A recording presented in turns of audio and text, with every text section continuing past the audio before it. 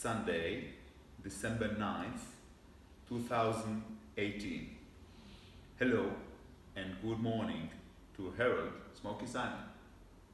Nice to see you and Uri. Tell me about your job as the head of the Israeli Air Force operations during the Independence War. Yeah. Your authorities, what did you do in course of your job?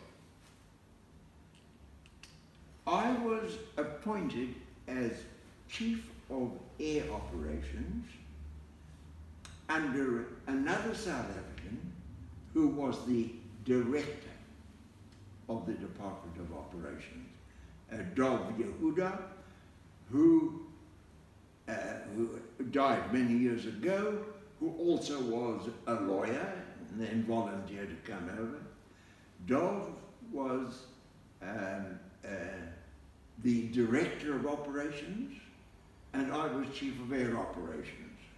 So we were really the planning division, as it were, of what the Air Force's next steps are going to be, depending on how the war was going on in Palestine. And so we were in constant touch with the squadrons and so forth. And here I'd like to tell you of a rather unusual situation. We had some South African guys who were working on the codes and ciphers for the Air Force. But before our codes were ready, we used to give directions over the telephone, in many cases in Afrikaans. Your language? Our language, because we had Afrikaans-speaking guys in headquarters and at the squadrons. And you could guess that the Egyptians don't know. Exactly.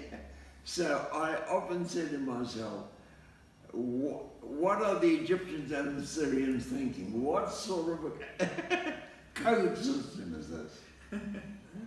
So our language really came to our assistance when we needed it, yeah. The South African math. That's right. Inside the Israeli Air Force. Did you help the with the planning of the bombing in Cairo with the B-17 on their way from Czech Republic to Israel on July 14th, 1948, Nabut operation? Yeah, it was actually August, if I'm not mistaken. July 14th. July 14th. It was July, was it? July 14th, for sure, yeah. Uh-huh. Yeah, we had, that was quite an interesting event as well. We had a meeting with Aaron Renes, who was the Chief of Air Force.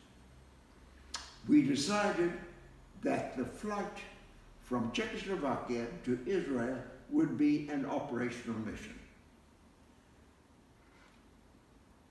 And we had a very interesting debate.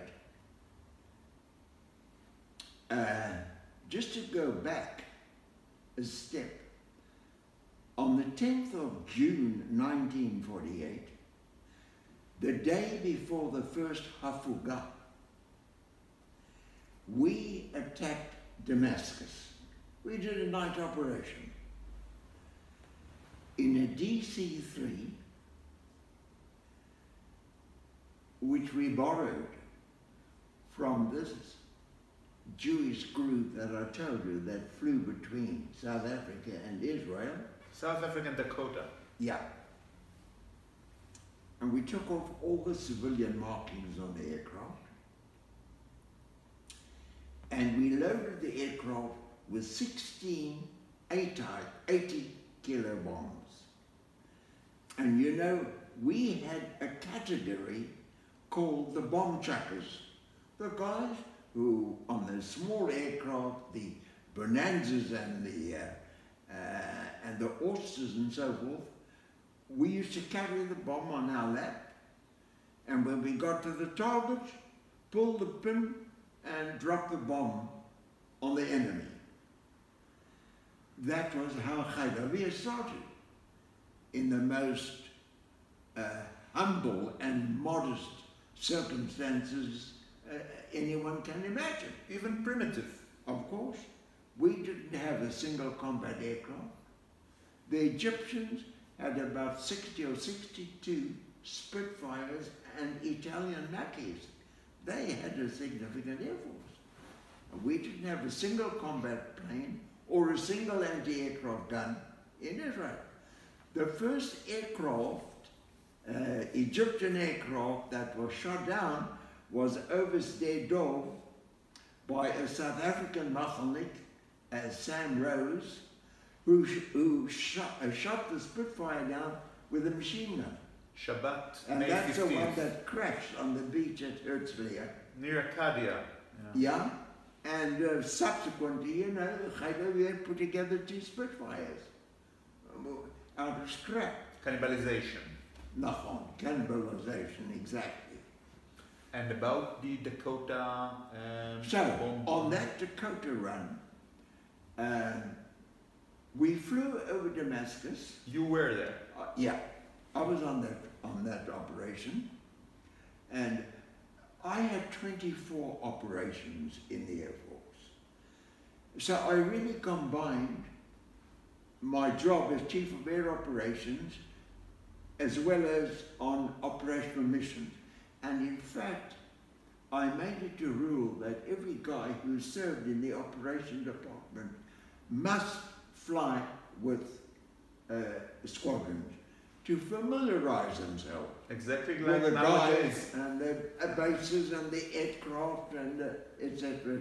Because, you know, there were the Americans and the Canadians and the Brits and the South Africans, and, you know, they had to really try and understand the development, and it worked well that way. So on the 10th of June, what we did was, we did six runs over Damascus, each From one Ramat dropping an David. 80-kilo bomb. Taking off from Ramat David, Exactly. one of 3 squadron. And, you know, and then we were very worried that they were carrying these heavy bombs that, you know, we opened the door of the aircraft to throw the bombs out there. We didn't have bomb racks at that time. And we were very much concerned that the guys wouldn't fall out together with the bomb. So we roped them together. And then they sort of had a little trolley and passed the bombs on. And then threw them out. Together with the trolley, of course. The bomb with the trolley. No.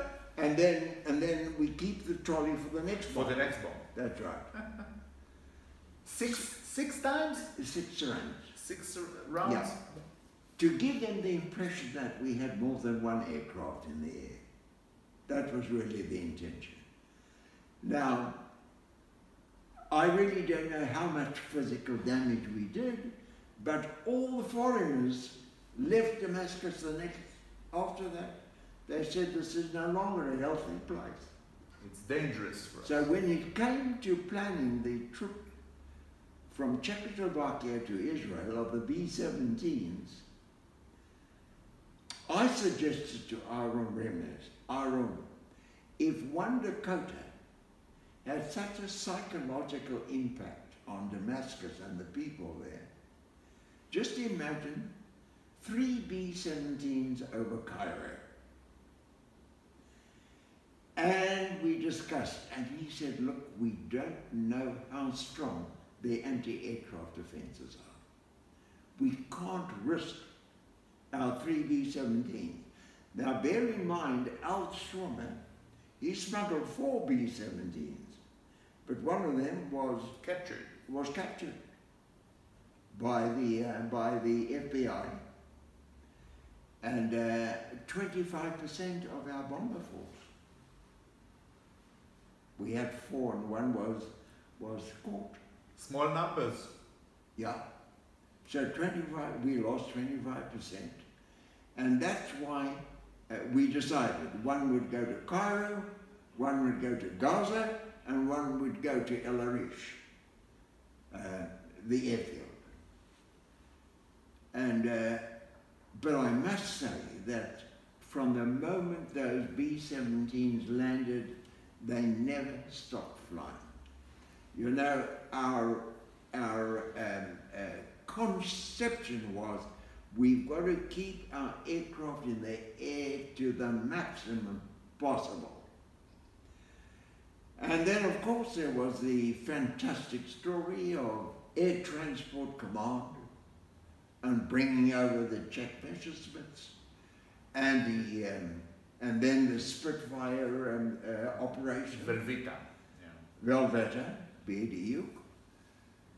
And so the aircraft, you know, developed its operating power, and the main objective was Operation Horeb, to drive the Egyptians out of the Negev into the Sinai, and then you probably know the story of the 7th of January. So that operation, you know, the war, the turn of the tide was about October 1948. Beersheba and the central Negev was liberated. Ben Dunkelman, the Canadian leader of the 7th Division, 7th Brigade, they cleared the Galil, and we sank the King Farouk, the flagship of the Egyptian Navy, commandos, some Mahmoud's and some Israeli guys, and the tide was turning, and we were on the offensive. And then with the Spitfires coming through, you know, we bought the 50 Spitfires also from Czechoslovakia in August 1948. And then we had a tremendous setback. The Americans and the British put so much pressure on Czechoslovakia that they terminated the air bridge between Checo and Chelmov just after we bought the Spitfires, because we were going to do the same with the Spitfires as we did with the Messerschmitts, to disassemble them in Checo, fly them over in the C-46s and the Skymasters, reassemble them in Israel,